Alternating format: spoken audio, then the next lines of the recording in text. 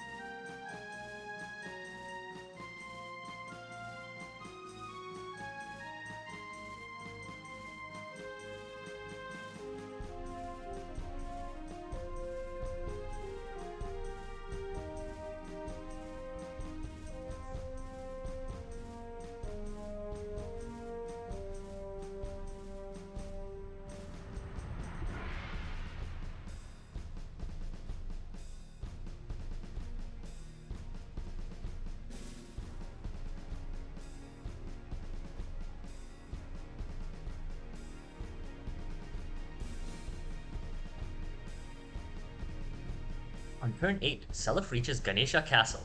You can't seize the turn earlier, even if you didn't miss squares earlier, because of the guard in front of the castle that nobody else can reach on turn 7. The ultimate reason Seliph needed the Night Ring was so he can canto after killing the boss of the castles on this map to seize on the same turn. Seizing Ganesha recruits Julia. She's a static unit, though she may remind us of Deirdre for some reason that I can't possibly imagine. Julia comes with nothing in her inventory, but she does have B staves, which means she'll be important in Chapter 7. Right now, she's walking towards Lana, who has a conversation with her to give her a free men's staff. Julia does leave the army after Chapter 9 and basically only rejoins when the run is about to be over, but unlike Deirdre, we do have the time to cap out her level in a ranked LTC. Julia has follow-up, adept, and nihil. Seasoned Ganesha also turns the Sofara and Isaac armies hostile. This is an Aaron Sampson choice. We can either choose the fighter Iucharba or the Axe Knight Iuchar to recruit. At first glance, given this game's map sizes, you might think Iuchar is better, but neither of them is actually very good at getting things done on the map, as you'll see. Iuchar has Vantage, which would actively cause us some headaches, while Iucharba has better base stats and has Onslaught. Iucharba is better for a rank run because his better base stats translate to better arena performance, and he promotes to Warrior, which can use bows as a way to deal with the tough sword enemies he'll face. We're also joined by two new units, Fee the Pegasus Knight and Ahmed the Wind Mage. Fee is the daughter of Lewin and Aranis and will be a very important unit throughout Generation 2, as there are a lot of jobs that require a flyer. She brings the Berserk Edge, which will find a use at the very end of a ranked LTC. On this chapter, Fee will simply focus on visiting a number of villages and stealing gold from brigands in order to prepare for the Chapter 7 arena. Ahmed is the substitute for Teal'c's son since she went unpaired, and he's rather middling with just adept as a personal skill. Ahmed is another unit who just pads EXP for the whole run. He does recruit a unit in Chapter 7 though. Now that Seliph managed to access a castle, he sold off the Brave Sword. In hindsight, he didn't need to repair the Lightbrand, but his money is not exactly tight, and in fact he's at risk of overflowing his wallet on the next chapter. Seliph took the magic ring out of Convoy since he'll have to do some intense 2-range combat later in this chapter. Like in Prologue, we made use of the Church to fully heal a unit, in this case Seliph, since he needed an HP refill and we can't get Lana to him in time. Lana warped Diarmid to Ganesha in order to defend it from the nearby brigand, and this also as a side effect reduces the warp staff down to 9 uses, which we want to happen before Chapter 7. Diarmid buys the Brave Sword and also sells the Crit Steel Sword and guarded Ganesha Castle for a turn. Oifi then bought the Steel Sword, and with it he routes basically the entirety of the Isaac army and also helped Seliph to charge forward by cutting a path open for him. Seliph killed Iuchar since he was in the way, and he will charge forward on his lonesome for the rest of the map. Everyone else just focuses on farming EXP and possibly getting kills on useful weapons. While the Sword Twins are mostly interchangeable, there are a few specific points of difference between them that do come up in this playthrough. Larcei is the unit who recruits Iucharba, and for story reasons he won't attack her. We made use of that to simplify a few things. As soon as we recruit Iucharba, his lackeys would turn green, which we don't want as they're of more value as EXP bags. Since Julia obtained Mend, she will walk up to the northeast village to get 5,000 gold. When playing this map casually, the choice between Iuchar and Iucharba is partly influenced by their associated castles. If Seliph were to seize Sofala, Julia would be able to talk to him to obtain the Aura Tome Deirdre had in Generation 1, while if he were to seize Isaac, Julia's talk would instead give her Nosferatu, the magic that the Lance Sword casts at 2 range. Which one will we get? Neither. They both cost turns, and that means Julia will not be able to fight at all until we get another Light Magic Tome.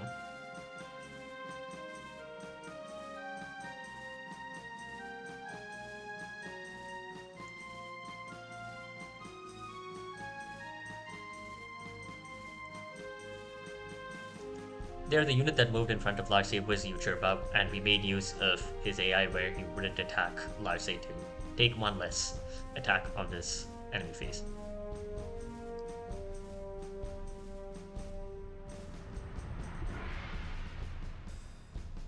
We show off the power of sibling crits on this turn with 3 of them.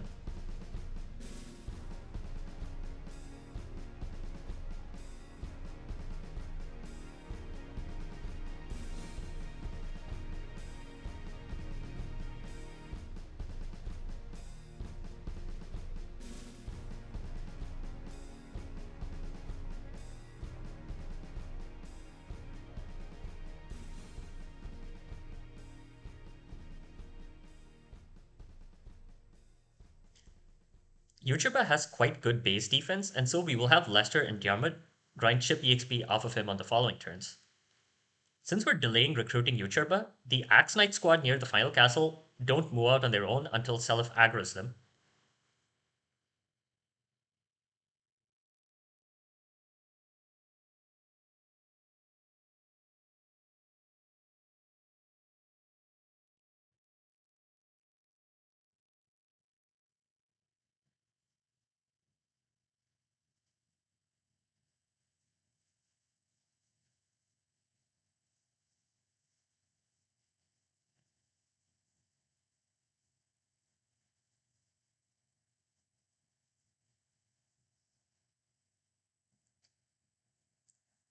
We routed his lackeys, and so Iucharba will start heading back to Sofala for reinforcements, though he's not actually gonna make it there.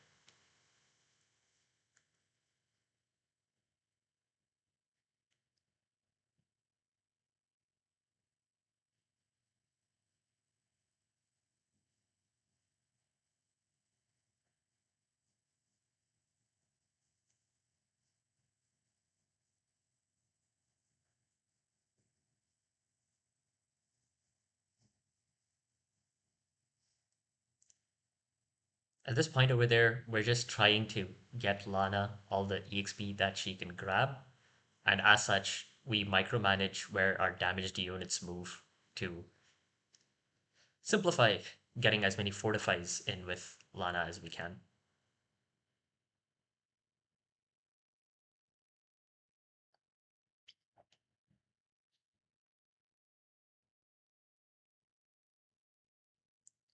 The final village that Fee targets has a skill ring. This encounter with the Axe Knights is the reason why we wanted Seliph specifically to inherit the magic ring.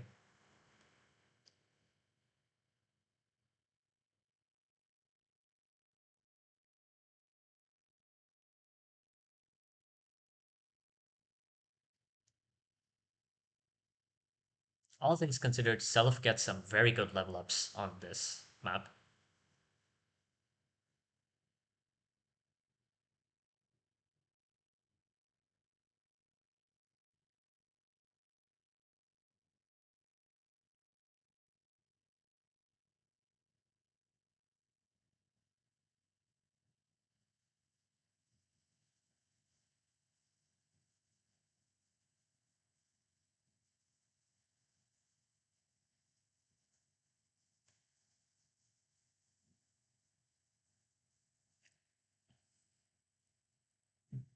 The Great Knight heading up the squad drops the Brave Axe, which we will eventually pass to Iucharba as an arena weapon for some tough fights. After this, we will clean up, and Seliph will seize to complete Chapter 6 in 16 turns. That's tight for the longest map in Generation 2.